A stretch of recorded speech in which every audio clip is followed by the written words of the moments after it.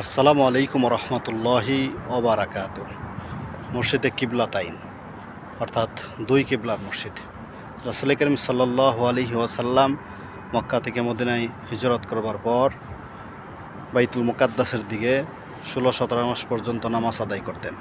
কিন্তু প্রিয় রাসূলের মনের তামান্না ছিল আল্লাহ সুবহানাহু ওয়া তাআলা যদি বাইতুল্লাহ অর্থাৎ কাবাকে কিবলা করে দিতেন, এই কামনা বাসনা তার হৃদয়ে ছিল। তো এমত অবস্থায় তিনি নামাজ 16-17 মাস পর্যন্ত বাইতুল মুকাদ্দাসের দিকে আদায় করেছেন। তো কোনো এক আসর কিংবা জোহরের নামাজরত অবস্থায় আল্লাহ সুবহানাহু ওয়া তাআলা ওহী নাজিল করে প্রিয় রাসূলকে কিবলা পরিবর্তনের নির্দেশ করেন।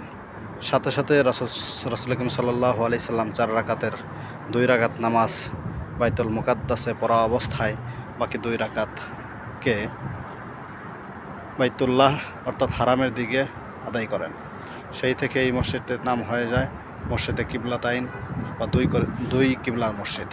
পৃথিবীর কোটি কোটি হাজিরা এখনও এই মসজিদের সৌন্দর্য স্মৃতি ধারণ করেন এবং এখানে আসেন, সালাত আদায় করেন।